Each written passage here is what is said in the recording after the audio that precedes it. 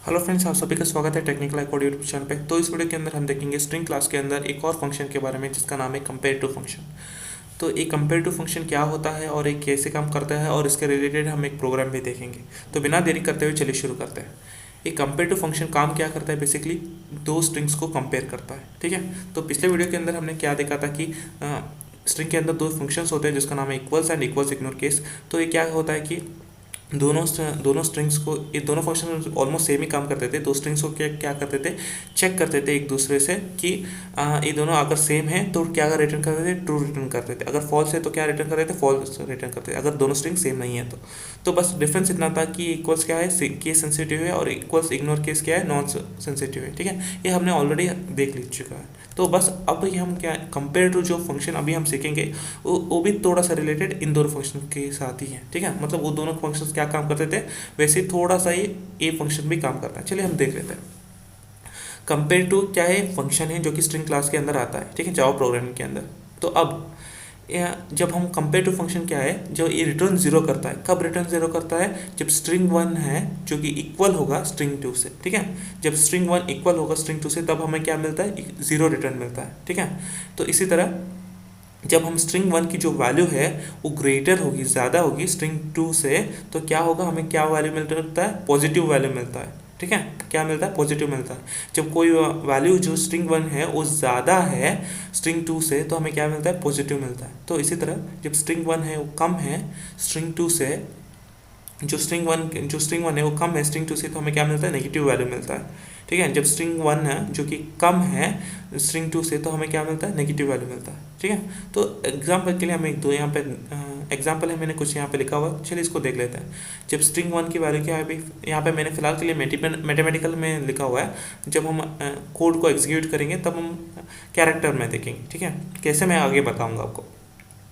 जो कि string one की वैल्यू जो की वैल्यू है वो 10 है और जो स्ट्रिंग टू की वैल्यू क्या है, 20 है। ठीक है, जब इन दोनों को मैं माइनस करूँगा तो क्या आएगा, मुझे आंसर ज़ीरो आएगा। ठीक है, ठीक है, क्यों ज़ीरो आएगा, क्योंकि जो स्ट्रिंग वन की वैल्यू है जो कि 10 और जो स्ट्रिंग टू की वैल्यू है दोनों इक्वल है। ठीक है, इसीलिए हमें क्या मिला, रिटर्न ज़ीरो मिला। ठीक है, उसके बाद अगर मैं यहाँ पे दूसरा एग्जांपल लूँ, जो कि स्ट्रिंग वन की वैल्यू क्या है, 15 है और जो स्ट्रिंग टू की वैल्यू 10 है, तो इन दोनों को मैं माइनस करूँगा। ठीक है, S1 माइनस S2 यानी 15 माइनस 10 क्या मिला, 5 मिला। ठीक है, तो यहाँ पे क्या हुआ है, S1 का क्या है, बड़ा है S2 से। ठीक है, S1 क्या है, S2 से बड़ा है, तो हमें क्या मिला, पॉजिटिव वैल्यू मिला। ये 5 क्या है, एक पॉजिटिव नंबर है। ठीक है, हमें क्या मिलता है, पॉजिटिव मिलता है। कब, जब स्ट्रिंग वन बड़ा है स्ट्रिंग टू से। ठीक है, यहाँ पे स्ट्रिंग वन क्या है, 15 है जो कि बड़ा है स्ट्रिंग टू से।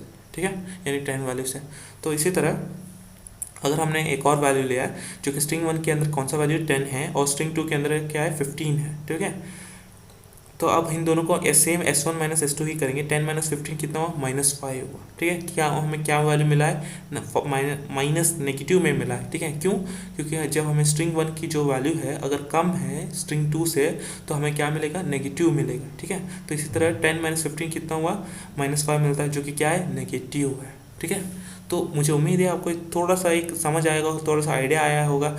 ठीक है, अगर दोनों स्ट्रिंग इक्वल है तो हमें क्या रिटर्न मिलेगा, जीरो मिलेगा। अगर स्ट्रिंग वन बड़ा है स्ट्रिंग टू से तो हमें क्या मिलेगा, पॉजिटिव वैल्यू मिलेगा। तो इसी तरह स्ट्रिंग वन क्या है, अगर कम है स्ट्रिंग टू से तो हमें क्या मिलेगा, नेगेटिव वैल्यू मिलेगा। ठीक है फ्रेंड्स, तो मुझे उम्मीद है आपको ये बेसिक आइडिया मिल चुका होगा। तो चलिए हम प्रोग्राम को देखते हैं।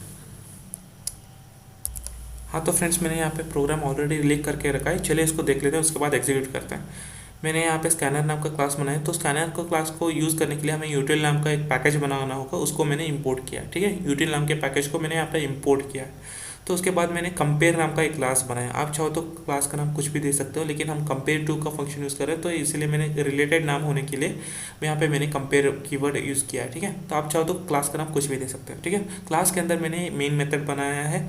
तो मेन मेथड के अंदर मैंने सबसे पहले मैंने स्ट्रिंग क्लास का एक S1 नाम का एक ऑब्जेक्ट बनाया है। उसके बाद स्ट्रिंग क्लास का दूसरा ऑब्जेक्ट बनाया है जिसका नाम है S2। ठीक है, यहाँ पे हम यहाँ पे दो स्ट्रिंग को यूज़ कर रहे हैं ना, तो दोनों स्ट्रिंग को कंपेयर करने के लिए। ठीक है, इसलिए हमें दो ऑब्जेक्ट को यूज़ करना पड़ेगा। ठीक है, तो स्ट्रिंग का तो पहला ऑब्जेक्ट का नाम है S1, दूसरा ऑब्जेक्ट का नाम है S2। ठीक है, उसके बाद जो हमने पैकेज इंपोर्ट किया उसके अंदर जो स्कैनर क्लास है, उस स्कैनर क्लास का हम ऑब्जेक्ट क्रिएट कर रहे हैं जिसका नाम है SC। ठीक है, आप चाहो तो यहाँ पे ऑब्जेक्ट का नाम ये कुछ भी दे सकते हैं, सी और कुछ भी दे सकते हैं, यहाँ पे ऑब्जेक्ट का नाम कुछ भी दे सकते हैं, ठीक है। उसके बाद हम क्या बोल रहे हैं, एक मैसेज पास करें एंटर फर्स्ट स्ट्रिंग, ठीक है, ताकि हमें यूज़र को पता लगे कि हमें पहला एक स्ट्रिंग पास करना है, ठीक है। तो उसके बाद हम क्या करेंगे, through object S C and next line method. Next line method कहाँ पे मिलता है, स्ट्रिंग क्लास के अंदर होता है, ठीक है। इसलिए हम स्ट्रिंग क्लास को यूज़ कर रहे हैं, तो नेक्स्ट लाइन का भी मेथड यूज़ कर सकते हैं, ठीक है, क्योंकि नेक्स्ट लाइन स्ट्रिंग क्लास के अंदर होता है। तो अगर हम क्लास के अंदर प्रोग्राम के अंदर स्ट्रिंग यूज़ करें तो नेक्स्ट लाइन भी यूज़ कर सकते हैं, क्योंकि नेक्स्ट लाइन स्ट्रिंग क्लास के अंदर होता है, ठीक है। Through object S C, through object किसका है, स्कैनर क्लास का, through object S C and next line method से हम यूज़र से इनपुट ले रहे हैं, और कहाँ पे जाके स्टोर हो रहा है, S1 के अंदर जाके स्टोर हो रहा है। S1 क्या है, स्ट्रिंग क्लास का पहला ऑब्जेक्ट है, ठीक है। तो फर्स्ट और इनपुट कहाँ पर है, S1 के अंदर है। तो दूसरा मैसेज हम पास करें enter second input, enter second string, ठीक है।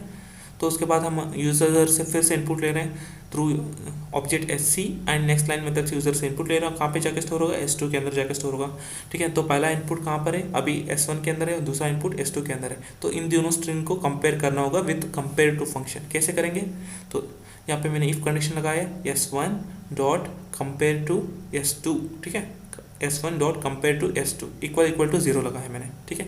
इक्वल टू 0 इसलिए लगाया तो हमें पता तो चले कि दोनों स्ट्रिंग अगर इक्वल है तो हमें क्या मिलना चाहिए, 0 रिटर्न आना चाहिए, ठीक है। मतलब एक मैसेज पास किया है हमने, तो स्ट्रिंग इज आर इक्वल, ठीक है। इक्वल टू 0 इसलिए लगाया ताकि मैं बाकी सबको भी चीज़ें लगा सकूँ, जैसे कि ग्रेटर देन 0, जैसे कि मैंने अभी एक्सप्लेन किया था। अगर मैं आपको समझाऊंगा बेसिकली, अगर आपने मेरे पिछले वीडियो देखा है तो मैंने ऑलमोस्ट सेम लिखा था, S1 dot equals of S2 लिखा था, ठीक है। यहाँ पे बस उसका फंक्शन का नाम चेंज हुआ था, इक्वल्स हुआ था, ठीक है। तो यहाँ पे मैं क्या किया है, S1 dot compare to S2 equal to 0, ठीक है, इक्वल टू 0 लगाया है। तो ठीक है, यानी कि S1 की जो वैल्यू है, S2 की जो S1 जो स्ट्रिंग 1 है वो स्ट्रिंग 2 से क्या कर रहा है, कंपेयर कर रहा है, ठीक है। अगर दोनों इक्वल है, ठीक है, इक्वल टू 0 यानी दोनों इक्वल है, तो हमें क्या प्रिंट होना चाहिए, स्ट्रिंग्स आर इक्वल, ठीक है। प्रिंट एक स्टेटमेंट पास किया मैंने, आप चाहे तो इसके अंदर कुछ भी लिख सकते हैं, स्ट्रिंग्स आर इक्वल लिखा मैंने, या फिर आप string 1 and string 2 are equal, आप ऐसा भी लिख सकते हैं। एल्स इफ, यानी अगर एक कंडीशन फॉल्स हुआ तो क्या होगा, एक और मैसेज हम पास कर रहे हैं, सॉरी एक और इफ कंडीशन बोल रहे हैं कि जो स्ट्रिंग 1 है, यानी कि यहाँ पे सेम एज इट इज लिखा हुआ है, बस इसे यहाँ पे इक्वल टू से ग्रेटर देन बनाए, ठीक है। यानी कि जो स्ट्रिंग 1 है वो स्ट्रिंग 2 से बड़ा है, ठीक है। स्ट्रिंग 1 है जो कि स्ट्रिंग 2 से बड़ा है, तो क्या प्रिंट होना चाहिए, string 1 is greater than S2, ठीक है। आपको यहाँ पे सेम एज इट इज लिखना है, compare to function of S2 as it is लिखना है, ठीक है। यानी स्ट्रिंग 1 स्ट्रिंग 2 से बड़ा है तो हमें क्या आना चाहिए, string S1 is greater than S2। आप यहाँ पे कोई भी मैसेज डाल सकते हैं, ठीक है। जैसा कि मैंने बताया, एक ग्रेटर देन इज 0 इसलिए लगाते हैं, यहाँ पे जो स्ट्रिंग 1 है वो 0 से बड़ा है, यानी स्ट्रिंग 2 से बड़ा है, तो क्या प्रिंट होना चाहिए, string 1 is greater than S2, ठीक है। ऑब्वियसली देखिए, अब इक्वल नहीं है दोनों, अब स्ट्रिंग 1 बड़ा नहीं है, तो ऑब्वियसली क्या प्रिंट होगा, ऑब्वियसली कौन सा बड़ा होगा, स्ट्रिंग 2 बड़ा होगा। तो इसलिए हमें फिर से एल्स इफ लिखने की जरूरत नहीं है, उसके बाद एल्स लिखने के बाद string 2 is greater than S1, ठीक है। अगर S2 बड़ा, दोनों स्ट्रिंग इक्वल नहीं है, अगर S1 बड़ा नहीं है स्ट्रिंग 2 से, तो ऑब्वियसली S2 ही बड़ा होगा, इसलिए हम क्या डायरेक्ट लिख रहे हैं, string S2 is greater than S1, ठीक है। तो मुझे उम्मीद है फ्रेंड्स आपको ये प्रोग्राम समझ आ चुका है। चलिए हम इसको रन करके देख लेते हैं।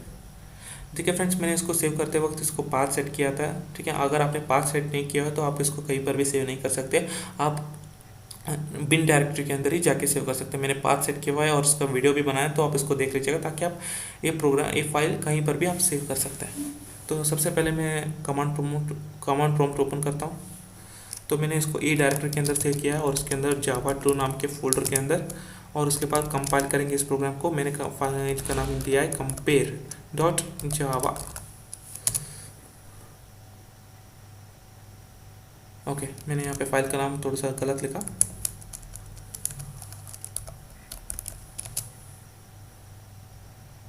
तो ये सक्सेसफुली कंपाइल हो चुका है, ठीक है। तो अब हम देखेंगे, तो अब हम रन करके देखेंगे इसको,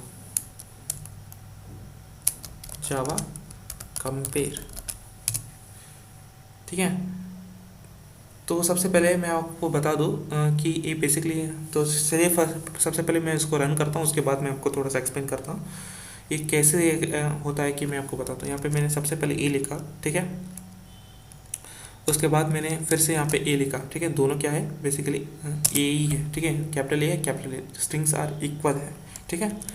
तो अब मैं इसको एक और बार मैं आपको यहाँ पे राजेश लिख के दिखाता हूँ आपको। यहाँ पे दोनों कीवर्ड, दोनों स्ट्रिंग क्या है, टोटली सेम है, तो अभी उसकी बात है, फिर से स्ट्रिंग्स आर इक्वल ही आना है, ठीक है। चलिए मैं इसको थोड़ा सा और आपके एक्सप्लेन ये अब बताता हूँ, ठीक है, क्या होता है।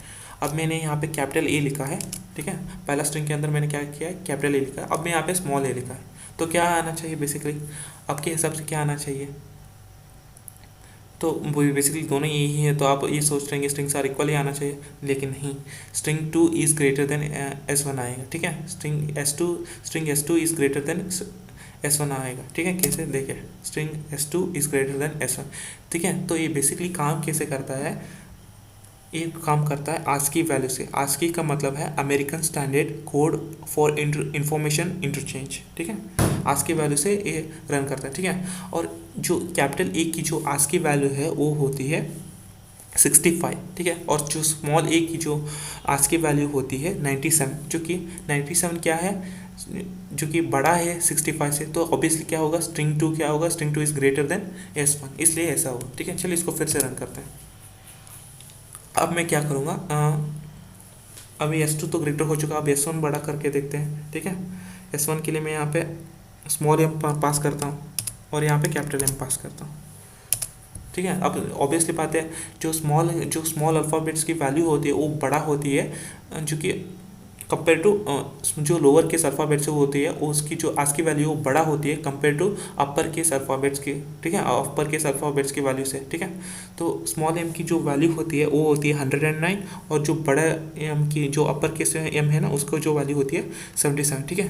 तो ये 109 है, जो कि ये 77 है, तो ऑब्वियसली बात है जो स्ट्रिंग 1 है वो बड़ा निकलेगा, तो string 1 is greater than S2, ठीक है। तो ये बेसिकली कैसे काम कर रहा है, जो ये बेसिकली काम है कैसे कर रहा है, आस्की वैल्यू से कर रहा है, ठीक है। आप ज़रूरी नहीं कि मैंने यहाँ पे सिर्फ आपके समझाने के लिए ये अल्फ़ाबेट्स एंटर किया, आप चाहो तो नाम भी दे सकते हैं, कोई दिक्कत नहीं है, ठीक है। चलिए मैं यहाँ पे एग्जांपल करके देखता हूँ, देखिए मैं यहाँ पे हेलो लिखता हूँ और यहाँ पे मैं कैपिटल में लिखता हूँ हेलो, ठीक है।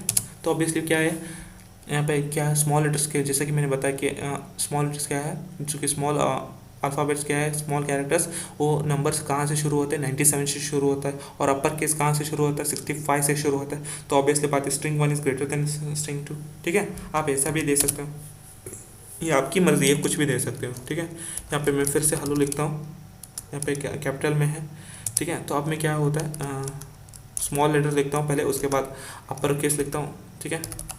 तो ये बेसिकली कुछ भी आता है, ठीक है। यहाँ पे स्ट्रिंग 2 क्या है, वो बड़ा है स्ट्रिंग 1 से, ठीक है। तो ऐसा कुछ भी आप करके दे सकते हो, मल्टीपल तरीके से आप इसको एग्जीक्यूट करके दे सकते हो, ठीक है। तो आप एक और बार, मैं लास्ट बार उसको एग्जीक्यूट करके देखता हूँ, ठीक है। राजेश लिखता हूँ मैं सबसे पहले, स्मॉल लेटर्स में लिखता हूँ और राजेश लिखता हूँ, उसके बाद मैं लिखता हूँ